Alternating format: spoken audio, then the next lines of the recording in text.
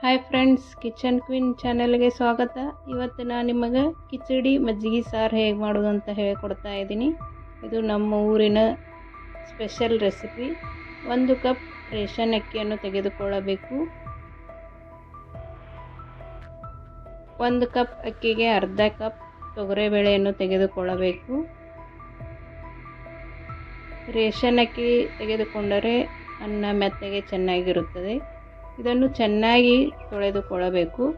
2 ರಿಂದ 3 ಸತಿ ಚೆನ್ನಾಗಿ ತೊಳೆದುಕೊಳ್ಳಬೇಕು. ಇದಕ್ಕೆ 4 ಕಪ್ನಷ್ಟು ನೀರನ್ನು ಹಾಕಿಕೊಳ್ಳಬೇಕು. ಮಜ್ಜಿಗೆ ಸಾರು ಜೊತೆ ಈ ಕಿಚಡಿ ತುಂಬ ಚೆನ್ನಾಗಿರುತ್ತದೆ. ಒಂದು ಸಲ ಮಾಡಿ ನೋಡಿರಿ. ಇದಕ್ಕೆ 1 ಚಿಟಿಕೆಯಷ್ಟು ಅರಿಶಿನವನ್ನು ಹಾಕಿಕೊಳ್ಳಬೇಕು.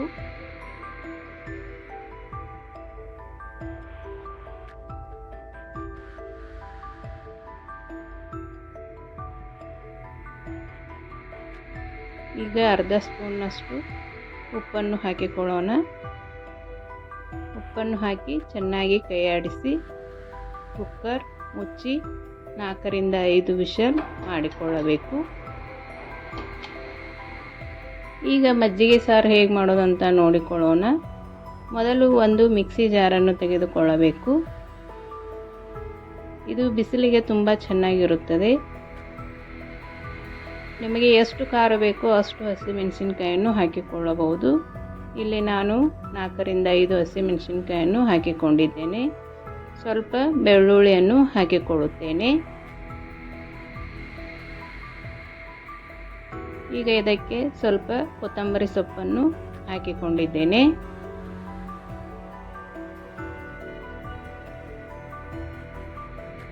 ಸ್ವಲ್ಪ ಕರಿಬೇವನ್ನು ಹಾಕಿಕೊಳ್ಳೋಣ.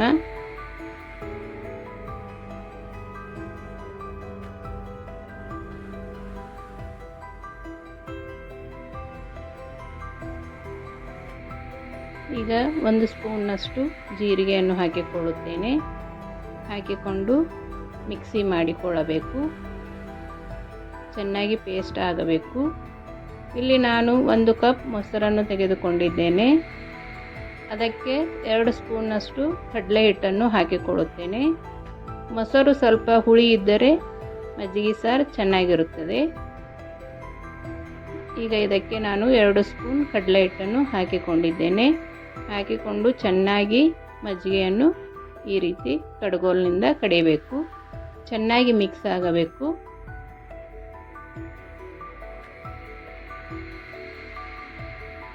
ಈಗ ಮಜ್ಜಿಗೆ ರೆಡಿ ಆಯಿತು. ಈಗ ಒಗ್ಗರಣೆ ಮಾಡಿಕೊಳ್ಳೋಣ. ಗ್ಯಾಸ್ ಮೇಲೆ ಒಂದು ಬಾಣಲೆಯನ್ನು ಇಟ್ಟುಕೊಂಡು ಅದು ಬಿಸಿಯಾದ ನಂತರ 2 ರಿಂದ 3 ಸ್ಪೂನ್ನಷ್ಟು ಆಯಿಲನ್ನು ಹಾಕಿಕೊಳ್ಳಬೇಕು.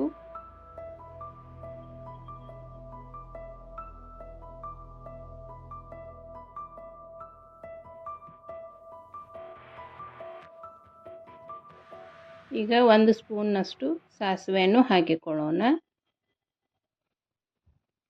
ಇದಕ್ಕೆ 1 ಸ್ಪೂನ್ನಷ್ಟು ಜೀರಿಗೆಯನ್ನು ಹಾಕಿಕೊಳ್ತಾ ಇದ್ದೀನಿ. ಜೀರಿಗೆ ಮತ್ತು ಸಾಸಿವೆ ಚಟಪಟ ಅಂದ ನಂತರ ಸ್ವಲ್ಪ ಇಂಗನ್ನು ಹಾಕಿಕೊಳ್ಳಬೇಕು. ಇಂಗು ಹಾಕೋದರಿಂದ ಟೇಸ್ಟ್ ಚೆನ್ನಾಗಿ ಬರುತ್ತದೆ.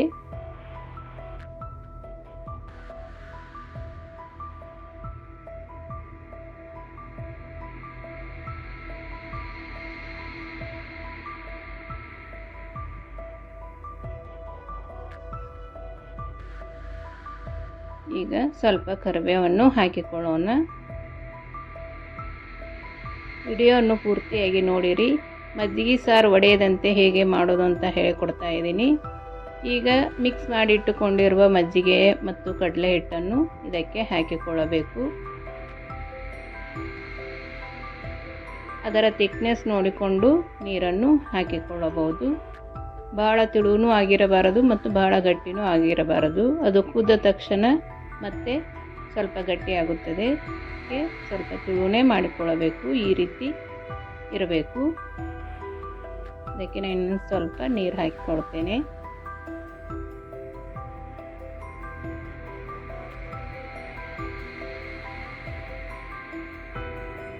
ಈಗ ಇದು ಕರೆಕ್ಟ್ ಆಗಿದೆ. ಈಗ ಇದಕ್ಕೆ ಸ್ವಲ್ಪ ಅರಿಶಿಣವನ್ನು ಹಾಕಿಕೊಳ್ಳುತ್ತೇನೆ. ಇದನ್ನು ಮೀಡಿಯಮ್ ಫ್ಲೇಮ್ನಲ್ಲೇ ಚೆನ್ನಾಗಿ ಕುದಿಸಿಕೊಳ್ಳಬೇಕು. ಹೈ ಫ್ಲೇಮ್ ಇಡಬಾರದು ಮತ್ತು ಇದಕ್ಕೆ ಬೆಲ್ಲವನ್ನು ಹಾಕಬಾರದು. ಸ್ವಲ್ಪ ಸಕ್ಕರೆನೇ ಹಾಕಿಕೊಳ್ಳಬೇಕು. ಈಗ ಇದಕ್ಕೆ ರುಚಿಗೆ ತಕ್ಕಷ್ಟು ಉಪ್ಪನ್ನು ಹಾಕಿಕೊಳ್ಳುತ್ತೇನೆ. ಸ್ವಲ್ಪ ಸಕ್ಕರೆಯನ್ನು ಹಾಕಿಕೊಳ್ಳುತ್ತೇನೆ. ಈಗ ಇದಕ್ಕೆ ಪೇಸ್ಟ್ ಮಾಡಿ ಇಟ್ಟುಕೊಂಡಿರುವ ಹಸಿಮೆಣಸಿನಕಾಯನ್ನು ಹಾಕಿಕೊಳ್ತಾ ಇದ್ದೀನಿ. ಇದನ್ನು ಮೀಡಿಯಂ ಫ್ಲೇಮ್ನಲ್ಲಿ ಚೆನ್ನಾಗಿ ಕುದಿಸಿಕೊಳ್ಳಬೇಕು ಮತ್ತು ಸ್ಪೂನ್ನಿಂದ ತಿರುಗ್ತಾ ಇರಬೇಕು. ಹಾಗೆ ಬಿಟ್ಟರೆ ಮಜ್ಜಿಗೆ ಸಾರು ಬಡಿಯುತ್ತದೆ.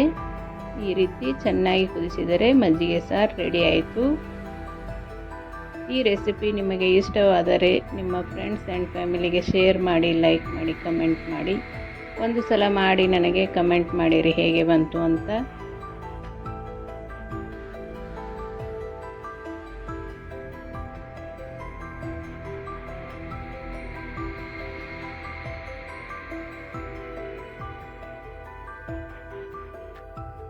ಈಗ ಮಜ್ಜಿಗೆ ಸಾರು ಕಿಚಡಿ ರೆಡಿ ಆಯಿತು. ಒಂದು ಸಲ ಈ ಕಿಚಡಿ ಮಜ್ಜಿಗೆ ಸಾರು ಮಾಡಿ ನೋಡಿ, ತುಂಬ ರುಚಿಕರವಾಗಿರುತ್ತದೆ. ಈ ಬಿಸಿಲಿಗಂತೂ ತುಂಬ ಚೆನ್ನಾಗಿರುತ್ತದೆ. ಈ ರೀತಿ ಮೀಡಿಯಂ ಫ್ಲೇಮ್ನಲ್ಲೇ ಚೆನ್ನಾಗಿ ಕುದಿಸಿಕೊಳ್ಳಬೇಕು, ಅಂದರೆ ಟೇಸ್ಟ್ ಚೆನ್ನಾಗಿ ಬರುತ್ತದೆ.